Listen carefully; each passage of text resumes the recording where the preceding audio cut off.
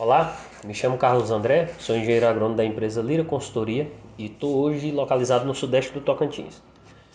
Gostaria de agradecer ao pessoal da Secretaria da Agricultura do Tocantins pelo convite e tentar contribuir com vocês aqui relacionado ao assunto de recuperação de pastagens e pressão de pastejo, né?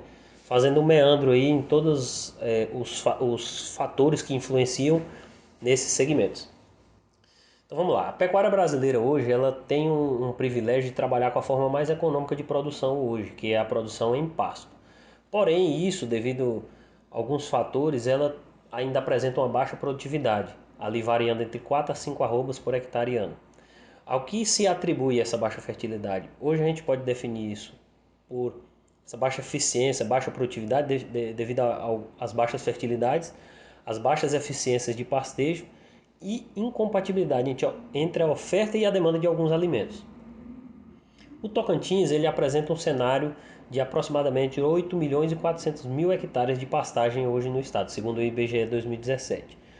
E dessas áreas hoje abertas, aproximadamente 7 milhões e meio de hectares hoje apresentam algum grau de degradação.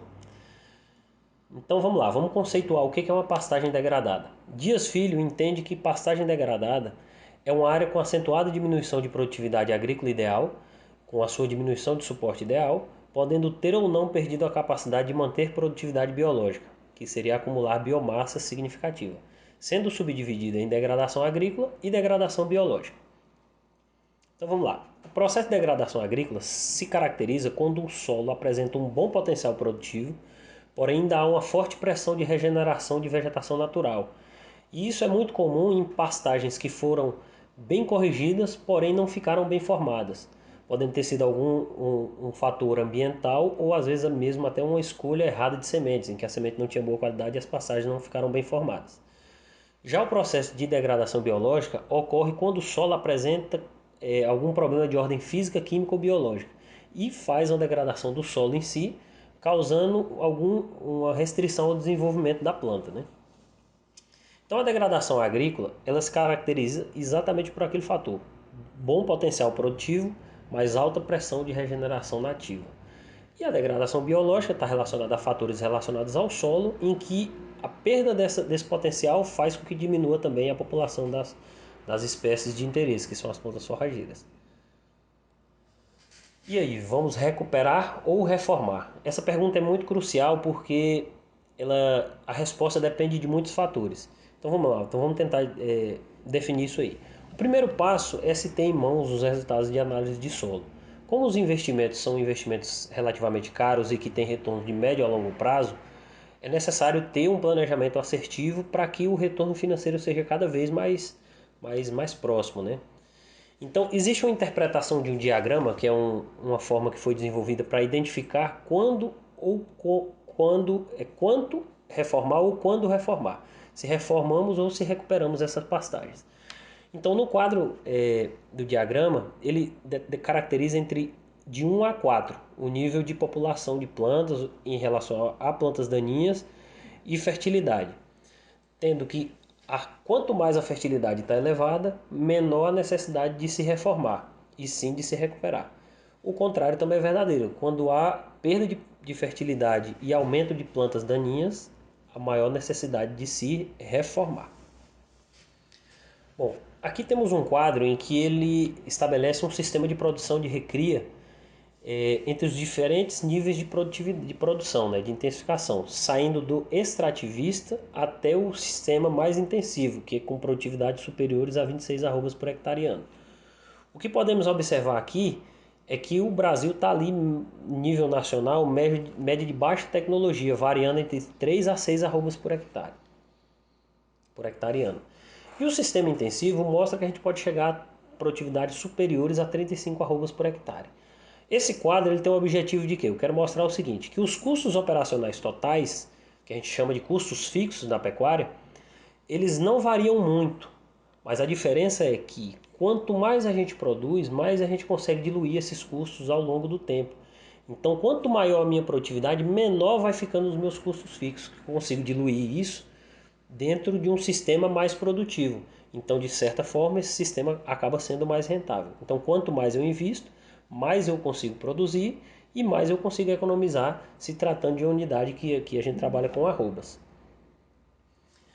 A melhor forma de a gente aumentar a produtividade é de duas formas. É através do melhoramento do desempenho individual, que a gente melhora de 2 a 3% a produtividade, e através do aumento da capacidade de suporte, que a gente pode chegar até 10 vezes o aumento da produtividade. Então tem algumas etapas aqui que precisam ser cumpridas, né? Primeiro a gente se preocupa com a fertilidade de solo, o material forrageiro, clima, pragas, doenças. E essa primeira etapa é a produção da forragem. Essa é a primeira etapa para se pensar em ter um ganho de produtividade. A segunda etapa é colher esse material que foi produzido. Então vem manejo, estrutura, aumento da pressão de pastejo, equipe qualificada para isso e ajuste de lotação. E a terceira etapa, que já é a produção animal, que é a conversão entre o que foi produzido em produção animal, em arrobas mesmo, por animal, que aí é a terceira etapa, que é a etapa final, que é a genética, envolve a genética do animal, sanidade, suplementação, consumo, todo aquele manejo pecuário que é o que a gente busca, né? Então, fazendo todas essas três etapas, há o aumento da produtividade. Então, o manejo de pastagem. O manejo de pastagem é talvez um dos itens mais complexos, né? Aqui a gente tem um quadro que mostra como é complexo o manejo de pastagem, porque ele envolve fatores bióticos e fatores abióticos. Sendo que os fatores bióticos, eles são mais difíceis de controlar. E os fatores abióticos, eles têm alguma relevância, têm algum certo controle, mas o clima, ele certamente é o fator mais complicado porque não se controla esse fator.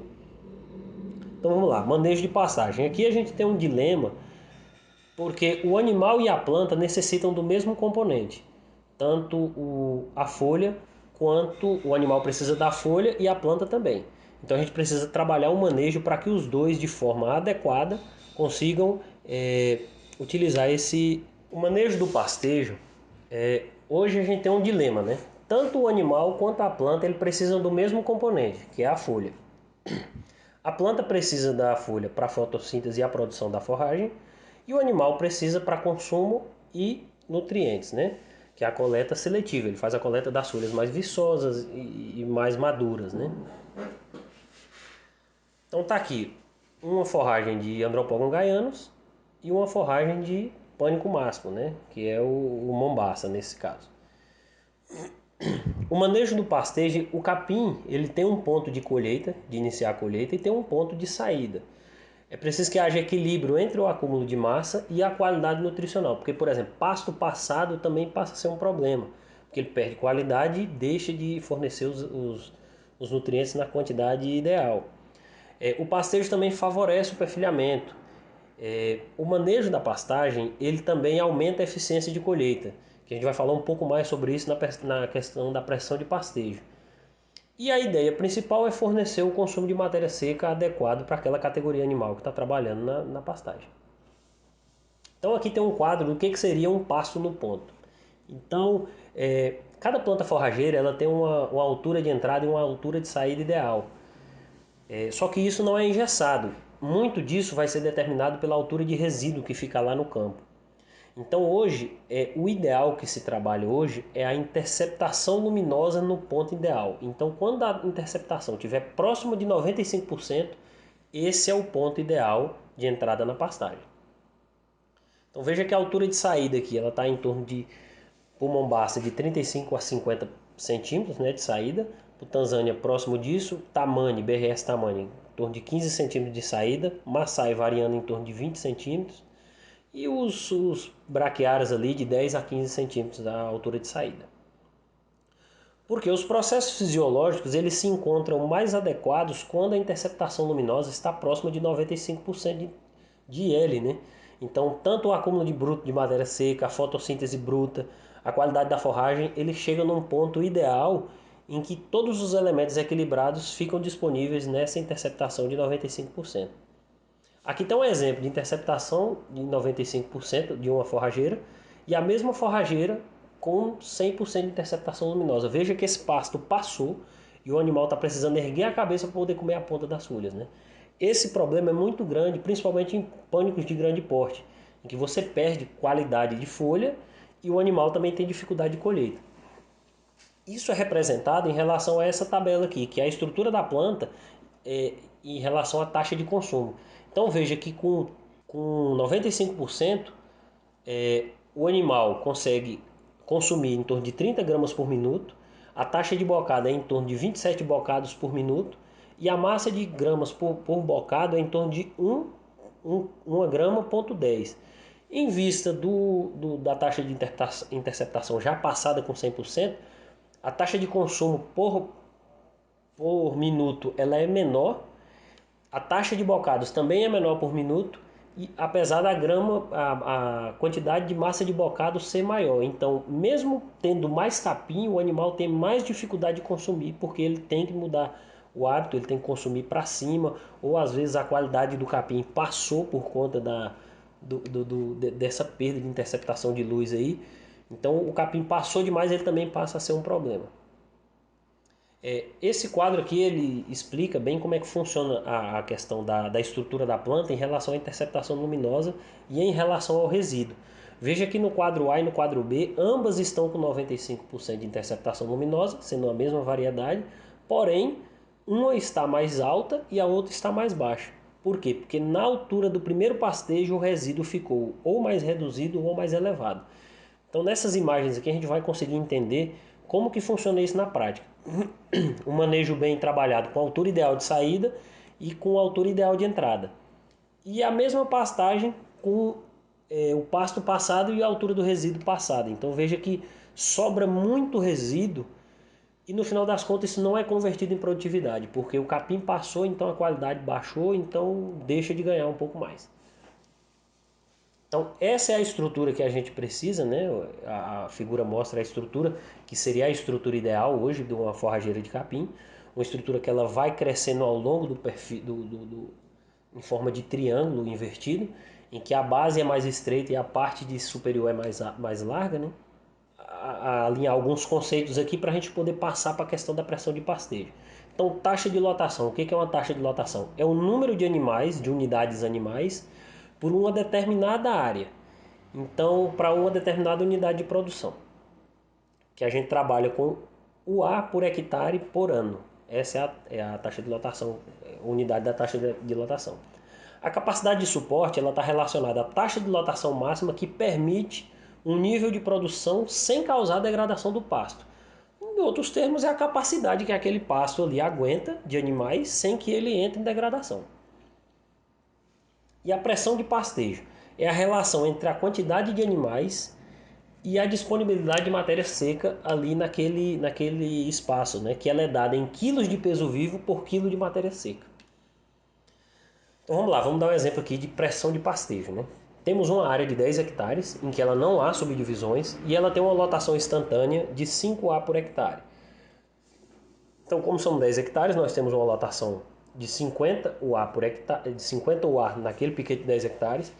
Temos 22.500 kg de peso vivo. Temos uma disponibilidade de matéria seca de 1.800 kg por hectare, vezes 10, que são 10 hectares, 18.000 kg de matéria seca no piquete. Então hoje nós temos nessa situação uma pressão de pastejo de 1,25 kg de peso vivo para cada quilo de matéria seca. Agora vamos fazer uma variação disso, simplesmente fazendo 8 subdivisões.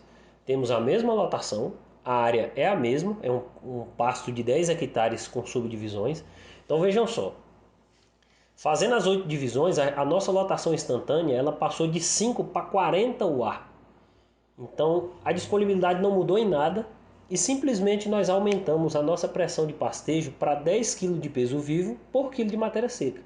Então somente com a intervenção de subdivisão nós multiplicamos por 8 vezes a quantidade da lotação instantânea. Então a gente iria fazer um rodízio de um sistema rotacionado aqui e aí assim conseguiríamos colher melhor o que a gente produz. A intenção do aumento da pressão de pastejo é justamente melhorar a eficiência de pastejo e colher melhor o que está sendo produzido.